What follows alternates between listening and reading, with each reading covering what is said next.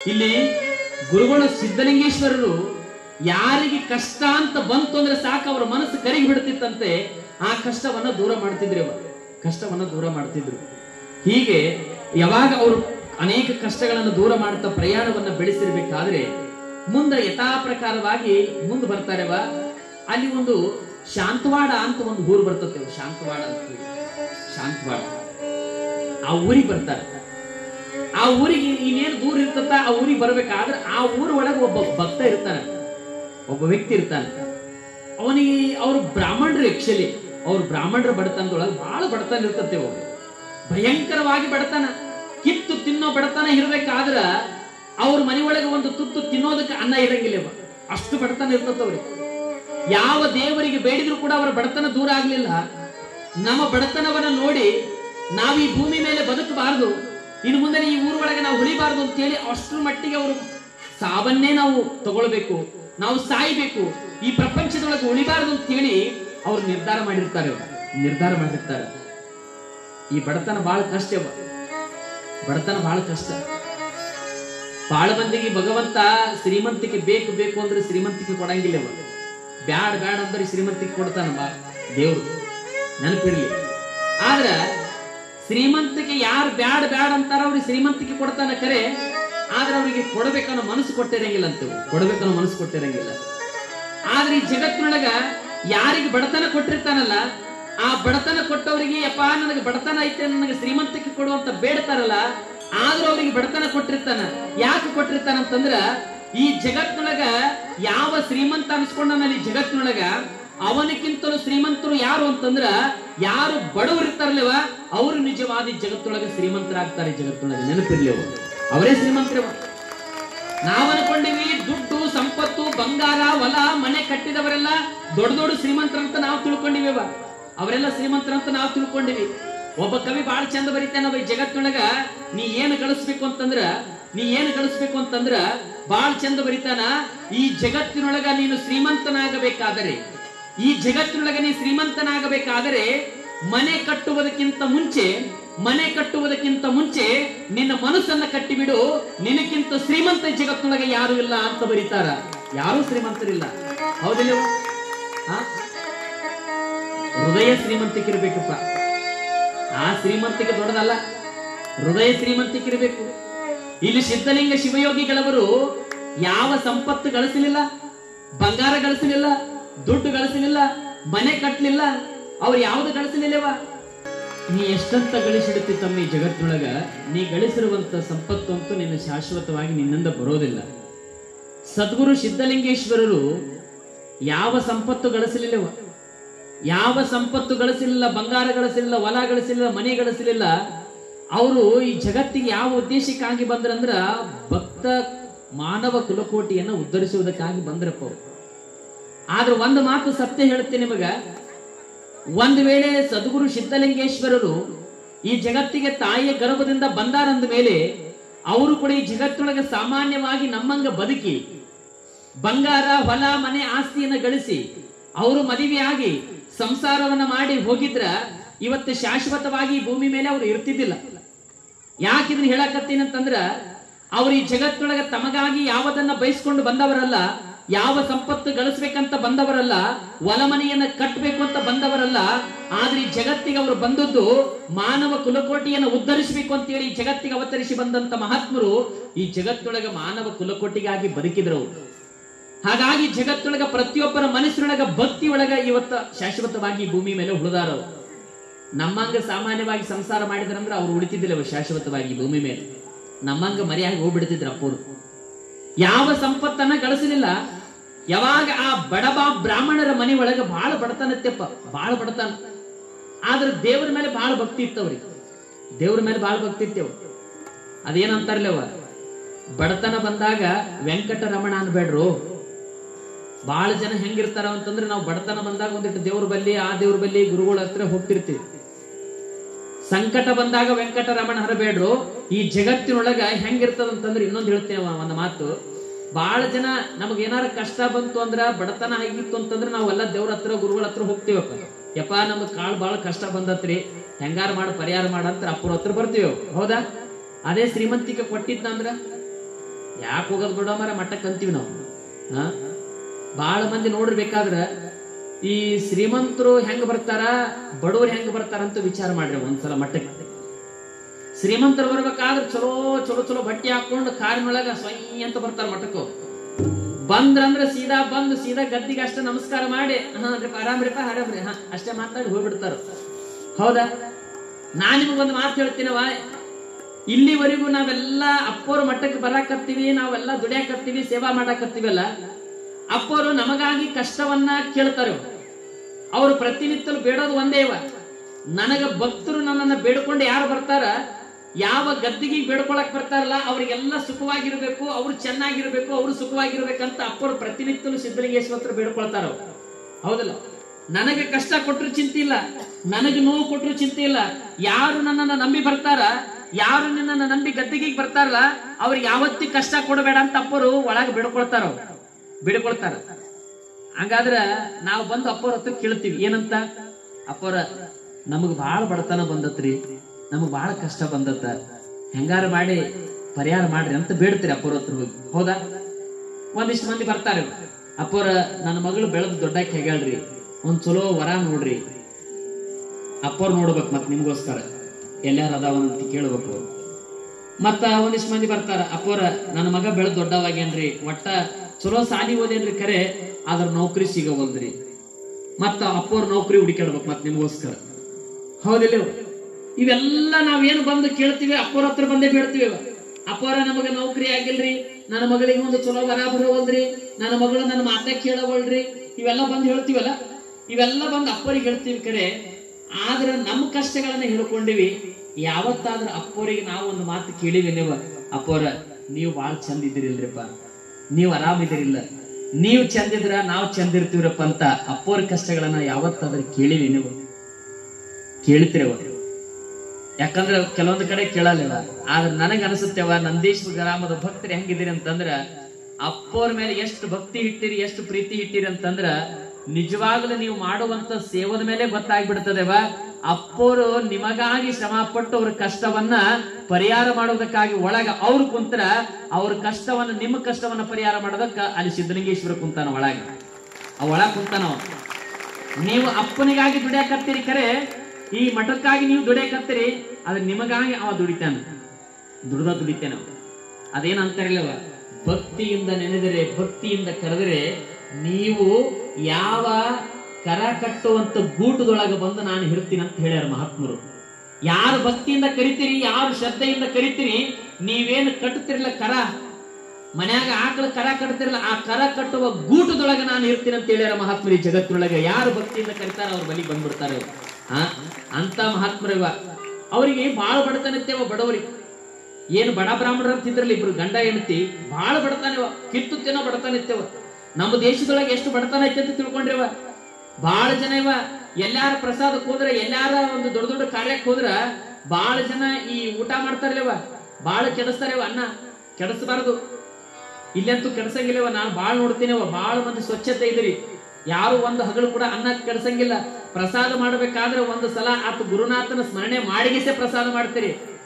ಒಂದ್ ಮಾತೇವ ಸತ್ಯ ಹೇಳ್ತೀನಿ, ಒಂದು ಸಣ್ಣ ಹುಡುಗ ಇರ್ಲಿ, ಒಂದು ಸಣ್ಣ ಹುಡುಗ ನಿಂತ್ಕೊಂಡು ಪ್ರಸಾದ ಮಾಡಾಕತ್ತದಂದ್ರ ರಾಜಾದಿರಾಜ ಸದ್ಗುರು ಸಿದ್ಧಲಿಂಗೇಶ್ವರ ಮಹಾರಾಜಿಗೆ ಇದು ಹೇಳ್ತದೇವದು. ಇದು ಏಳಿಗೆಸೆ ಪ್ರಸಾದ ಮಾಡ್ತದ. ಯಾಕಂದ್ರೆ ಅದು ಗುರು ಕೊಟ್ಟ ಪ್ರಸಾದ. ಅದು ಗುರು ಕೊಟ್ಟ ಪ್ರಸಾದವನ್ನ ಗುರುವಿನ ಸ್ಮರಣೆ ಮಾಡಿ ಉಂಡಿವಿ ಅಂತಂದ್ರ ಆ ಶಕ್ತಿ ನಮ್ಮನ್ನ ಕಾಪಾಡ್ತುವಂತ ನಂಬಿಕೆ ಮೇಲೆ ಪ್ರಸಾದವನ್ನ ಮಾಡ್ತಾರೆ ಅಂತಂದ್ರ ಇದು ನಿಜವಾಗ್ಲೂ ಪ್ರಸಾದದ ಮಹತ್ವ ನಿಮ್ಗೆ ಗೊತ್ತಾದ ಅಂತ, ಪ್ರಸಾದ ಮಹತ್ವ ಗೊತ್ತಾದ. ಬಾಳ ಮಂದಿ ಈ ಲಗ್ನಕ್ಕೆ ಹೋಗ್ತಾವ, ನೋಡ್ಬೇಕು ಪ್ಯಾಶನ್ ಮಾಡ್ತಾವ. ಈಗ ನೀವು ಲಗ್ನಕ್ಕೆ ಹೋಗಿ ಪ್ಯಾಶನ್ ಮಾಡ್ತಾವ, ಅಲ್ಲಿ ಹೋಗಿ ಒಂದಿಟ್ಟು ಉಣ್ಬೇಕಾದ್ರೆ ಹೆಚ್ಚಿಚ್ಚಿಗೆ ಹಿಡಿಸ್ಕೊಳ್ತಾವ. ಉಂಡು ಹೋಗಿಸಿ ಅರ್ಧ ಮರ್ಧ ಕೈ ತೊಳ್ಕೊಂಡು ಅಲ್ಲೇ ಬಿಟ್ಟು ಬಿಡ್ತಾರೆ. ಈ ಲಗ್ನದೊಳಗೆ ನೀವು ಬೇಕಾದ್ರೆ ನೋಡ್ರಿ, ಎಲ್ಲಾರು ಹುಟ್ಟು ತಾಟಗಳನ್ನು ತೊಳಿತಿರ್ತಾವ ನೋಡಿ. ತೊಳಿಬೇಕಾದ್ರೆ ಅಲ್ಲಿ ಹೋಗಿ ನೋಡ್ರಿ, ಇಷ್ಟು ಗುಂಪು ಬಿದ್ದಿರ್ತೇವ ಅಲ್ಲಿ ಅನ್ನ. ಲಗ್ನಕ್ಕೆ ಹೋದಲ್ಲಿ ನೀವು ಮದುವೆಗೆ ಹೋಗ್ತಿರಲ್ಲ, ಅಲ್ಲಿ ನೋಡ್ರಿ ಅದು ಅನ್ನ ಎಷ್ಟು ಬಿದ್ದಿರ್ತದ. ಅನ್ನದ ಕಿಮ್ಮತ್ತು ಬಹಳ ದೊಡ್ಡದಾಗಿ ಜಗತ್ತಿನೊಳಗ. ಒಬ್ಬೊಬ್ಬರು ಒಂದು ತುತ್ತು ಅನ್ನಕ್ಕಾಗಿ ಪರದಾಡಕತ್ತಾರ. ಇಲ್ಲಿ ಬಡ ಬ್ರಾಹ್ಮಣ ಆಗಿರುವಂತ ಆ ಇಬ್ಬರು ದಂಪತಿಗಳಿಗೆ ಕಿತ್ತು ತಿನ್ನೋ ಬಡತನತ್ಯವ, ಕಿತ್ತು ತಿನ್ನೋ ಬಡತನದ. ಒಂದು ತಿನ್ನೋಕ ಅನ್ನ ಇಲ್ಲ ಮನೆಯೊಳಗ. ಪ್ರತಿನಿತ್ಯಲು ದಿನನಿತ್ಯಲು ಉಪವಾಸ ಮನೆಯೊಳಗ. ಉಪವಾಸದಿಂದ ಇರಬೇಕಾದ್ರ ಭಗವಂತನ ಸ್ಮರಣೆಯನ್ನು ಮಾಡುತ್ತ, ಯಪ್ಪ ಪರಮಾತ್ಮ ನಮಗ್ಯಾಕೆ ಕಷ್ಟ ಕೊಟ್ಟಿಯಪ್ಪ, ನಮಗ್ಯಾಕೆ ಕಷ್ಟ ಕೊಟ್ಟಿರಿ? ಈ ಜಗತ್ತೊಳಗೆ ಎಂತೆಂತರಿಗೆ ಶ್ರೀಮಂತಿಕೆ ಕೊಡ್ತಿ ಅಂತ ನಮಗಿಂತ ಬಡತನ ಕೊಟ್ಟಿರಿ ಅಂದ ಮೇಲೆ ನಾವ್ ಯಾಕೆ ಬದುಕ್ಬೇಕು ಈ ಭೂಮಿ ಮೇಲೆ? ನಾವು ಸಾಯ್ಬೇಕು ಅಂತ ನಿರ್ಧಾರ ಮಾಡ್ತಾರವ ಅವ್ರಿಬ್ರು ಗಂಡ ಹೆಂಡತಿ, ಸಾಯ್ಬೇಕಂತ ನಿರ್ಧಾರ ಮಾಡ್ತಾರ. ಇಂಥ ಬಡತನ ಬಂದಿರಬೇಕಾದ್ರೆ ಭಗವಂತನ ಸ್ಮರಣೆ ಮಾಡ್ಕೊಂತಿರ್ತಾರವ. ಆದ್ರೆ ಭಗವಂತನ ಸ್ಮರಣೆ ಅದು ಗುರುವಿಗೆ ಬಿಡ್ತತೆ, ಭಗವಂತನಿಗೆ ಬಿಡ್ತದಂತ. ಯಾರು ನಿಷ್ಠೆಯಿಂದ ಭಗವಂತನ ಗುರುವಿನ ಸ್ಮರಣೆ ಮಾಡ್ತಾರ, ಒಂದಲ್ಲ ಒಂದು ದಿನ ಆ ಭಗವಂತ ಸಿದ್ಧಲಿಂಗೇಶ್ವರ ಕೇಳಿಸ್ಕೊಳ್ತಾರಂತ.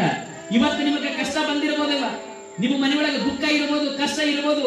ಇವತ್ತು ಬಂದು ನೀವು ನಿಷ್ಠೆಯಿಂದ ಸೇವಾ ಮಾಡಾಕತ್ತೀರಿ ಅಂತಂದ್ರ, ಯಪ್ಪ ಪರಮಾತ್ಮ ಸಿದ್ಧಲಿಂಗೇಶ್ವರ ನಿನ್ನ ಮಠಕ್ಕೆ ಬಂದೀನಿ, ನಿನ್ನ ಪಾದಕ್ಕೆ ಬಿದ್ದೀನಿ, ನನ್ನ ಕಷ್ಟ, ನನ್ನ ದುಃಖ, ನನ್ನ ನೋವುಗಳನ್ನ ನಿನ್ನ ಪಾದಕ್ಕೆ ಹಾಕಿ ಬಿಡ್ತೀನಿ, ಕಷ್ಟಗಳನ್ನು ದೂರ ಮಾಡುವ ಶಕ್ತಿ ನಿನ್ನ ಕೈ ಒಳಗೈತೆ ಅಂತ ಹೇಳಿ ಆತನ ಪಾದಕ್ಕೆ ಹಾಕಿ ಬಿಡ್ರಿ. ಆತ ಒಂದಲ್ಲ ಒಂದು ದಿನ ನಿಮ್ಮ ಭಕ್ತಿಗೆ ಮೆಚ್ಚಿ ಆತ ಕಿವಿ ಕೇಳಿಸ್ಕೊಳ್ತಾನವ. ಕುಂತಾವ ಒಳ ಕುಂತಾವ, ಒಟ್ಟ ಯಾರು ಕೈ ಬಿಡಲ್ಲ, ಯಾರು ಕೈ ಬಿಡಲ್ಲ, ಕೇಳಿಸ್ಕೊಳ್ತಾನ. ಕೇಳಿಸ್ಕೊಂಡ ಮೇಲೆ ಯಾವುದೋ ರೂಪದೊಳಗೆ ಬಂದು ನಿಮ್ಮ ಕಷ್ಟಗಳನ್ನ ಪರಿಹಾರ ಮಾಡಿ ಬಿಡ್ತಾನ. ನೆನಪಿರ್ಲಿ, ಈ ಬಡ ಬ್ರಾಹ್ಮಣರಾಗಿರುವಂತ ಇಬ್ಬರು ಗಂಡ ಹೆಂಡತಿಗೆ ಕಷ್ಟ ಬಂದದ, ಏನ್ ಮಾಡ್ಬೇಕು? ಕಿತ್ತು ತಿನ್ನೋ ಬಡತನ ಇರ್ಬೇಕಾದ್ರೆ ಮನೆ ಒಳಗೆ ಉಪವಾಸದಿಂದ ಸಾಯಕತ್ತಾರ. ಏನ್ ಮಾಡ್ಬೇಕು ಅಂತ ವಿಚಾರ ಮಾಡಕತ್ರವ. ಅದೇ ದಾರಿ ಒಳಗೆ ನಮ್ಮ ಸದ್ಗುರು ಹೊಂಟಿದ್ರಂತ, ಗುರುಗಳು ಹೊಂಟಿದ್ರಂತೆ. ಸದ್ಗುರು ಸಿದ್ಧಲಿಂಗೇಶ್ವರ ಅದೇ ಮಾರ್ಗದೊಳಗೆ ಹೊಂಟಿದ್ರಂತ.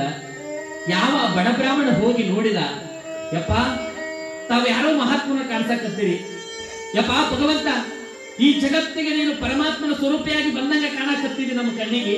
ನಮಗೆ ಕಿತ್ತು ಬಡತನ ಐತಪ್ಪ, ಆದ್ರೆ ಬಡತನ ಐತೆ ಅಂತೇಳಿ ನಾವು ಭಕ್ತಿ ಬಿಟ್ಟಿಲ್ಲ, ಗುರುವಿನನ್ನ ಕರ್ಕೊಂಡು ಬಂದ ಆರಾಧನೆಯನ್ನು ಮಾಡಲು ಬಿಟ್ಟಿಲ್ಲಪ್ಪ. ನನ್ನ ಮನೆಗೆ ಬಂದು ಆದಿತ್ಯವನ್ನು ಸ್ವೀಕಾರ ಮಾಡುವಂತ ಬೇಡಿದವ. ಬಂದು ಒಬ್ಬ ಬಡ ಬ್ರಾಹ್ಮಣ ಬೇಡಿದ.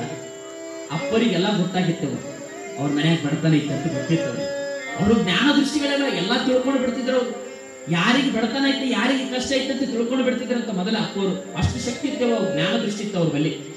ಯಾವಾಗ ಅವ್ರಿಬ್ಬರಿಗೆ ಬಡತನ ಬಂದದಂತ ಗೊತ್ತಾಯ್ತವ, ಆ ಬಡ ಬ್ರಾಹ್ಮಣ ಬಂದು ಪಾದಕ್ಕೆ ಬಿದ್ದು ಕಣ್ಣೀರನ್ನ ಹಾಕಿ ಬೇಡದ, ಯಪ್ಪ ನನ್ನ ಬಡತನ ಐತೆ ಕರೆ ಮನೆಯೊಳಗ, ನನ್ನ ಮನೆಯೊಳಗೆ ಬಂದು ಪಾದವನ್ನ ಹಾಕಿ ನನ್ನ ಕಷ್ಟವನ್ನ ದೂರ ಮಾಡತಂದೆ ಅಂತ ಹೇಳಿ ಬಂದು ಪಾದ ಬಿಟ್ಟು ಬೇಡ್ಕೊಂಡ. ಅವಾಗ ನಮ್ಮ ಸದ್ಗುರು ಸಿದ್ಧಲಿಂಗೇಶ್ವರ ಅವ್ರ ಮನೆಗೆ ಹೋಗ್ತಾರೆ, ಅವ್ರ ಮನೆಗೆ ಕರ್ಕೊಂಡು ಹೋಗ್ತಾರೆ. ಮನೆಗೆ ಹೋದ ಮೇಲೆ ಮನ್ಯಾಗ ಹೆಂಡತಿ ಮನ್ಯಾಗಿದ್ಲವ. ಆ ಬಡ ಬ್ರಾಹ್ಮಣ ತನ್ನ ಹೆಂಡತಿಗೆ ಕೂಗಿ ಕರಿತಾನ, ಏ ನೋಡು ಮಹಾತ್ಮರು ಒಂದಾರ ಮನೆಗೆ ಗುರುಗಳು ಬರಾಕತ್ತಾರ, ಮನೆಯೊಳಗೆ ಹೋಗಿ ಆರತಿ ತಗೊಂಡು ಬಾ, ಅಪ್ಪರಿಗೆ ಆರತಿ ಬೆಳಗೋಣ ಅಂತ ಹೇಳಿ ಮನ್ಯಾಗ ಹೆಂಡತಿ ಹೋಗಿ ಆರತಿ ತಯಾರು ಮಾಡಿದೆವ. ಗುರುಗಳ ಪಾದಕ್ಕೆ ತುಂಬಿದ ಕೊಡಾವನ್ನ ನೀರು ತಂದಿಗೆ ಪಾದಕ್ಕೆ ಹಾಕಿದರಂತ. ಪಾದಕ್ಕೆ ಹಾಕಿ ಪೂಜಾ ಮಾಡಿ ಆರತಿಯನ್ನು ಬೆಳಗ್ಗೆ ಅಪ್ಪರಿಗೆ ಬಹಳಷ್ಟು ಭಕ್ತಿಯಿಂದ ಒಳಗೆ ಬರಮಾಡ್ಕೊಂಡಂತ. ಮನ್ಯಾಗ ಬಡತನವ, ಕಿತ್ತು ತಿನ್ನೋ ಬಡತನ ಅವ್ರ ಮನ್ಯಾಗ. ಯಾವಾಗ ಮನೆಯೊಳಗೆ ಬರಮಾಡಿಕೊಂಡ, ಒಳಗೆ ಹೋಗಿ ಅಪ್ಪರಿಗೆ ಒಂದು ಚಲೋ ಸಿಂಹಾಸನ ತಯಾರು ಮಾಡಿ ಕುಂದ್ರಿಸೋದಕ್ಕೊಂದು ವ್ಯವಸ್ಥೆ ಮಾಡಿ ಅಪ್ಪರಿಗೆ ಒಂದು ಕಡೆ ಕುಂದ್ರಿಸಿದಂತ. ಕುಂದ್ರಿಸಿ ಇಬ್ರು ಗಂಡ ಹೆಂಡತಿ ಕೈ ಮುಗಿದು ಬಿಡ್ಕೊಂಡ್ರಂತೆಪ್ಪ, ನಮ್ಮ ಮನೆಯೊಳಗೆ ಕಿತ್ತು ತಿನ್ನೋ ಬಡತನ ಐತಿರಪ್ಪ, ನಿಮ್ಮಂತ ಮಹಾತ್ಮರು ನಮ್ಮ ಮನೆಗೆ ಬಂದಿರಿ ಅಂತಂದ್ರೆ ನಮ್ಮ ಪುಣ್ಯ ಅಂತ ಹೇಳಿ ಯಾವಾಗ ಹಿಂಗ ಅನ್ನೋದ್ರೊಳಗಾಗಿ ಹೆಂಡತಿಗೆ ಮಾತಾಡ್ಸಕ್ ಹಚ್ಚಿದ್. ನಾನು ಹೆಂಡತಿಗೆ ಮಾತಾಡ್ಸಕ್ ಹಚ್ಚಿ ಪಕ್ಕದ ಮನೆಗೆ ಹೋಗಿಸಿ ಆ ವ್ಯಕ್ತಿ ಏನ್ ಮಾಡಿದವ, ನಮ್ಮ ಮನೆಗೆ ಗುರುಗಳು ಬಂದಾರ, ನಮ್ಮ ಮನೆಗೆ ಮಹಾತ್ಮರು ಬಂದಾರ, ನಿಮ್ ಮನ್ಯಾಗ ಒಂದಿಷ್ಟು ಏನಾರ ಹಣ್ಣಿದ್ರ ಹಾಲಿದ್ರೆ ತಗೊಂಡು ಕೊಡ್ರಿ ಅಂತ ಹೇಳಿ ಬಾಳೆಹಣ್ಣು ಒಂದಿಷ್ಟು ಗೋವಿನ ಹಾಲನ್ನ ತೆಗೆದುಕೊಂಡು ಬಂದಂತ ಬೇರೆ ಮನೆಗೆ ಹೋಗಿ. ಯಾಕಂದ್ರೆ ಅವ್ರ ಮನೆಗೆ ಏನಿದ್ದಿಲ್ಲ ಕೊಡಾಕ ಅಪ್ಪರಿಗೆ. ಅಪ್ಪರು ಕರ್ಕೊಂಡು ಬಂದೀವಿ ಮನೆಗೆ. ಅಪ್ಪರಿಗೆ ಪ್ರಸಾದಕ್ಕೆ ಏನಾರ ಮಾಡಿಸ್ಬೇಕಂದ್ರೆ ಮನೆಯೊಳಗೆ ಏನೂ ಇಲ್ಲ, ಏನ್ ಮಾಡ್ಬೇಕಂತೇಳಿ ಪಕ್ಕದ ಮನೆಗೆ ಹೋಗಿ ಆ ಪಕ್ಕದ ಮನ್ಯಾಗ ಹೋಗಿ ತಗೊಂಡು ಬರ್ತಾರೆ. ಒಂದಿಷ್ಟು ಬಾಳೆಹಣ್ಣು, ಒಂದಿಷ್ಟು ಗೋವಿನ ಹಾಲು, ಆಕಳ ಹಾಲು ತಗೊಂಡು ಬಂದು ಅಪ್ಪರಿಗೆ ತಂದು ಕೊಟ್ರಂತ. ಬುದ್ಧಿ, ಇದು ನಮ್ಮ ಬಡತನದೊಳಗಿರುವಂತದ್ದು, ಇದು ಪ್ರಸಾದ ತಾವು ಸ್ವೀಕಾರ ಮಾಡ್ರಿ ಅಂತ ಹೇಳಿ ಗುರುಗಳಿಗೆ ಕೊಟ್ರಂತ. ಅಪ್ಪರು ಅದನ್ನ ಸ್ವೀಕಾರ ಮಾಡ್ತಾರೆ, ಆನಂದದಿಂದ ತೃಪ್ತಿಯಿಂದ ಸ್ವೀಕಾರ ಮಾಡಿದ್ರಂತ. ಯಾವಾಗ ಸ್ವೀಕಾರ ಮಾಡಿದ ಮೇಲೆ ಮುಂದೆ ಏನಾಗ್ತದಂದ್ರ, ಅಪ್ಪರು ಎಲ್ಲವನ್ನ ತಿಳ್ಕೊಂಡಿದ್ರು. ಅವ್ರು ತಂದು ಕೊಟ್ಟ ಪ್ರಸಾದ ಅದು ಅವ್ರ ಮನೆದಲ್ಲ, ಪಕ್ಕದ ಮನೆಯಿಂದ ತಗೊಂಡು ಬಂದಾರ ಅನ್ನೋದು ಗೊತ್ತಾಗಿತ್ತು ಅಪ್ಪರಿಗೆ. ಯಾರಿಗೆ? ನಮ್ಮ ಸದ್ಗುರು ಸಿದ್ಧಲಿಂಗೇಶ್ವರ ಗೊತ್ತಾಗಿತ್ತವ. ಯಾವಾಗ ಗೊತ್ತಾಯ್ತು, ಅಪ್ಪರು ಅವನಿಗೆ ಕೇಳ್ತಾರಂತ, ಹಲೋ ನಿನ್ನ ಮನೆಗೆ ನಾನು ಬಂದಿನಂದ ಮೇಲೆ ನಿನ್ನ ಮನೆ ಒಳಗೆ ಪ್ರಸಾದ ನನಗೆ ಕೊಡಬೇಕಾಗಿತ್ತು, ಆದ್ರೆ ಪಕ್ಕದ ಮನೆಗೆ ಹೋಗಿ ತಗೊಂಡು ಬಂದು ಕೊಟ್ಟಿಯಲ್ಲ, ಯಾಕೆ ಮನೆಯೊಳಗೆ ಏನು ಇಲ್ಲ ಅನ್ನಂತ ಕೇಳಿದ್ರಂತ ಅಪ್ಪರು. ಪಾಪ ದುಃಖದಿಂದ ಕಣ್ಣೀರ್ ಹಾಕಿ ಪಾದಕ್ಕೆ ಹಾಕಿ ಬೇಡಿದ್ರಂತೆ. ಬುದ್ಧಿ, ನಮಗೆ ಕಿತ್ತು ಬಡತನ ಕೊಟ್ಟಾನ ಪರಮಾತ್ಮ. ನಮ್ಮ ಮನೆಯೊಳಗೆ ತಿನ್ನೋತ್ತಿನ ಬಡತನ ಇರ್ಬೇಕಾದ್ರ ನೀವು ಮಹಾತ್ಮನ ಮನೆಗೆ ಬಂದ್ರಿ ಅಂದ್ರ ತಿನ್ನೋಕ್ ಏನಾರ ಪ್ರಸಾದ ಕೊಡ್ಬೇಕಂದ್ರ ನಮ್ಮ ಮನೆಯೊಳಗೆ ಏನು ಇದ್ದಿದ್ದಿಲ್ರಿಪ್ಪ, ಅದಕ್ಕೆ ಪಕ್ಕದ ಮನೆಗೆ ಹೋಗಿ ತಗೊಂಡು ಬಂದು ನಿಮಗೆ ಪ್ರಸಾದ ಮಾಡಿಸಿದ್ರಿಪ್ಪ, ನಮಗ ಕರುಣೆ ಮಾಡ್ರಿ ಅಂತ ಹೇಳಿ ಬೇಡಿದ್ರಂತ. ಅವಾಗ ಗುರುಗಳು ಅಂದ್ರಂತ, ನಿಮ್ಮ ಭಕ್ತಿಗೆ ಭಗವಂತ ಮೆಚ್ಚಾನ.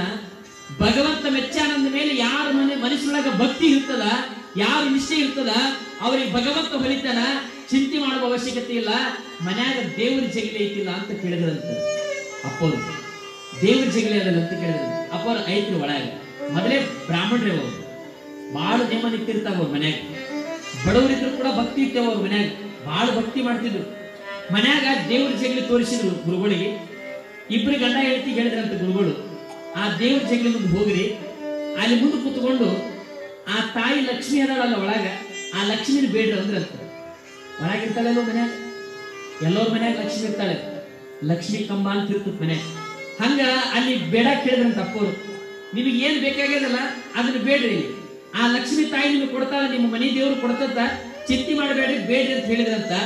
ಅವ್ರ ಹಿಂಗ ದೇವ್ರ ಮುಂದೆ ಕೂತ್ಕೊಂಡು, ಅಪ್ಪರು ನಮ್ಮ ಮನೆಗೆ ಬಂದಾರ, ಇನ್ನೊಬ್ಬರ ಮನೆಯಿಂದ ತಂದು ಪ್ರಸಾದ ಮಾಡಿಸಿನಿ, ಆದ್ರ ಅಪ್ಪರು ಹೇಳಕತ್ತಾರಂದ ಮೇಲೆ ನಾನು ನಿಮ್ಮ ಹತ್ರ ಬೇಡೋದು ಒಂದೇ ತಾಯಿ ಇಲ್ಲ ಮಹಾಲಕ್ಷ್ಮಿ, ನಮಗೇನು ಬೇಡ, ಅಪ್ಪರು ಮನೆಗೆ ಬಂದಾರಂದ ಮೇಲೆ ಅವರಿಗೆ ಪ್ರಸಾದ ಮಾಡಿಸುವಷ್ಟು ಶಕ್ತಿ ನನಗೆ ಕೊಟ್ಟು ಬಿಡು ಅಂತ ಬೇಡಕತ್ತರಂತವ್ರು.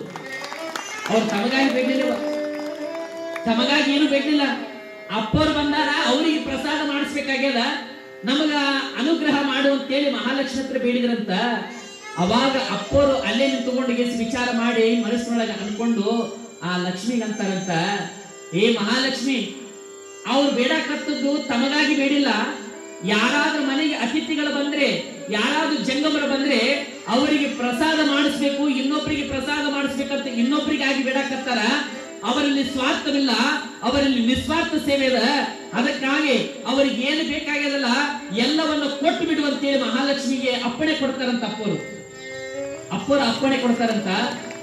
ಸತ್ಯ ಮಾಡಿ ಹೇಳ್ತೀರವ, ಯಾವಾಗ ಆ ದೇವರ ಜಗಲಿ ಇತ್ತಲ್ಲ, ಆ ದೇವರ ಜಗಲಿಯಿಂದ ಮಹಾಲಕ್ಷ್ಮಿ ಲಕ್ಷ್ಮೀನಾರಾಯಣ ಯಾವಾಗ ಆ ಜಗಲಿ ಇಬ್ಬಾಗವಾಗಿ, ಆ ಇಬ್ಬಾಗವಾದ ಮಧ್ಯದೊಳಗ ಒಂದು ಬಂಗಾರದ ಬಿಂದಿಗೆ ಹೊನ್ನು ಬಂದು ಬಿಡುತ್ತಂತ ನೋಡಿ. ಬಂಗಾರದ ಬಿಂದಿಗೆ ಹೊನ್ನು, ಯಾವಾಗ ಬಂಗಾರದ ಬಿಂದಿಗೆ ಹೊನ್ನು ಬಂದು ಬಿಡುತ್ತು, ಅವಾಗ ಅಪ್ಪರು ಅಂತಾರಂತ, ಏ ತಗೋರೋ ಬ್ರಾಹ್ಮಣ, ನೀ ಚಿಂತೆ ಮಾಡಬೇಡ, ತಗೋ, ಲಕ್ಷ್ಮೀ ನಾರಾಯಣನೇ ನಿನಗೆ ಕೊಡಾಕತ್ತ, ನಿನ್ನ ಬಡತನ ಹೋಗಿಬಿಟ್ಟದ, ನಿನ್ನ ಕಷ್ಟ ಹೋಯ್ತು, ತಗೋ ಅಂತ ಹೇಳಿ ಏಸಿ ಯಾವಾಗ ಹೇಳಿದಾಗ ಕೈ ಚಾಚಿ ಅದನ್ನು ತಗೊಂಡು ಬಿಟ್ಟಂತ. ತಗೊಂಡಿಗಳಿಗೆ ಅದು ಹೆಂಗ್ ಜಗಲಿತ್ತೇವೋ ಮತ್ತೆ ಹಂಗೆ ಆಯ್ತಂತ ನೋಡಿ, ಮತ್ತೆ ಹಂಗೆ ಆಗ್ಬಿಡುತ್ತೆ. ಅದ್ರೊಳಗೆ ಒಂದು ತೆಗೆದು ನೋಡಿದ್ರ ಬಂಗಾರದ ನಾಣ್ಯಗಳು. ಬಂಗಾರದ ನಾಣ್ಯಗಳನ್ನು ನೋಡಿ ಅವ್ರಿಗೆ ಆಶ್ಚರ್ಯ ಅನಿಸ್ತು. ಇವತ್ತಿಗೆ ನಮ್ಮ ಬಡತನ ದೂರ ಆಯ್ತು, ಮಹಾತ್ಮ ನಮ್ಮ ಮನೆಗೆ ಬಂದಾರ ಅಂತಂದ್ರ ಇವತ್ತಿಗೆ ನಮ್ಮ ಬಡತನ ದೂರ ಆಯ್ತು ಅಂತ ಹೇಳಿ ಗುರುವಿನ ಪಾದಕ್ಕೆ ಸಾಷ್ಟಾಂಗವನ್ನು ಹಾಕಿ ಪ್ರಣಾಮಗಳನ್ನು ಸಲ್ಲಿಸಿ ಬೇಡಿದ್ರಂತ. ಅವಾಗ ಗುರುಗಳು ಒಂದು ಮಾತು ಹೇಳಿದ್ರಂತ ಅಪ್ಪರು, ನೋಡ್ರಪ್ಪ, ಇಲ್ಲಿವರೆಗೆ ನೀವೇನು ಭಕ್ತಿಯಿಂದ ನಡ್ಕೊಂಡಿರಲ್ಲ, ನಿಸ್ವಾರ್ಥ ಸೇವೆಯಿಂದ ಮಾಡಕತ್ತಿರಲ್ಲ, ಇನ್ನು ಮುಂದೆ ಈ ಬಂಗಾರ ಬಂದಾರ ಅಂತ ಹೇಳಿ ಆ ಬಂಗಾರ ಬಂಧದ ವ್ಯಾಮೋಹವನ್ನು ಇಟ್ಟುಕೊಂಡು ಇನ್ನು ಸ್ವಾರ್ಥದಿಂದ ಬದುಕಕ್ಕೆ ಹೋಗ್ಬೇಡ್ರಿ, ನಿಸ್ವಾರ್ಥದಿಂದ ಯಾರೇ ಮನೆಗೆ ಬರಲಿ ಯಾರಿಗೂ ಇಲ್ಲ ಅನ್ನಕ್ ಹೋಗ್ಬೇಡ, ದಾನ ಧರ್ಮವನ್ನು ಮಾಡು, ಆ ಧರ್ಮ ನಿನ್ನನ್ನು ಕಾಪಾಡ್ತದೆ ಅಂತೇಳಿ ಗುರುಗಳು ಉಪದೇಶ ಮಾಡಿದ್ರಂತ. ಅವರಿಬ್ಬರಿಗೆ ಉಪದೇಶ ಮಾಡಿದ್ರಂತ. ಯಾವಾಗ ಉಪದೇಶ ಮಾಡಿದ ಮೇಲೆ ಅವರಿಗೆ ಆಶೀರ್ವಾದವನ್ನ ಮಾಡ್ತಾರೆ. ಆಶೀರ್ವಾದ ಮಾಡಿದ ನಂತರ ಮುಂದೆ ಅಲ್ಲೇ ಪ್ರಸಾದ ಮಾಡಿ ಮುಂದೆ ಮತ್ತೆ ಪ್ರಯಾಣ ಬೆಳೆಸ್ತಾರೆ. ಅಪ್ಪರು ಮುಂದೆ ಪ್ರಯಾಣ ಬೆಳೆಸ್ತಾರೆ. ಏನು ಎಂತ ಲೀಲೆಗಳಿವೆ ಅಪ್ಪರು. ಅಪ್ಪರ ಬಗ್ಗೆ ಎಷ್ಟು ಹೇಳಿದ್ರೆ ಕಡಿಮೆ, ಎಷ್ಟು ಹೇಳಿದ್ರೆ ಕಡಿಮೆ.